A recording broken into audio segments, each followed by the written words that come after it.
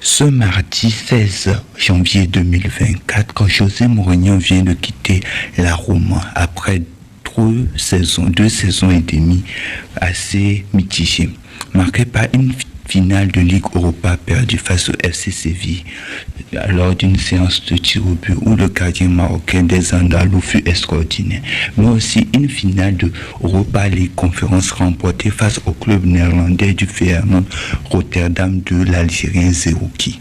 Mais est-ce que José Mourinho a-t-il fait passer un palier à la Roma? Comment était la Roma avant l'arrivée de José Mourinho? D'une certaine manière, on pourrait dire que le bilan est plutôt positif, puisque la Roma n'arrivait même plus à se qualifier pour les petites places européennes avant l'arrivée de José Mourinho. Un club qui stagne autour des 8e, 9e places. Mais grâce à l'arrivée du Separation One, le club a su redorer son bâton et a pu jouer les premiers plans lors de petites compétitions européennes et des plus supérieurs tels que la Ligue Europa. Mais il était venu aussi pour aider le club à franchir le cap de l'Europa League et se qualifier pour la Ligue des Champions.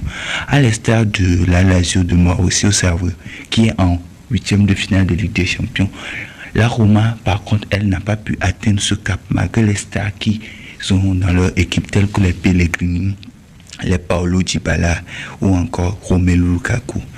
Donc, de ce fait, un effectif nettement supérieur à son arrivée, mais il n'a pas pu amener l'équipe à surpasser les limites qu'il pouvait atteindre. Donc je dirais que le passage de José Mourinho a plutôt réussi, mais il y a un grand et énorme goût de insuffisance.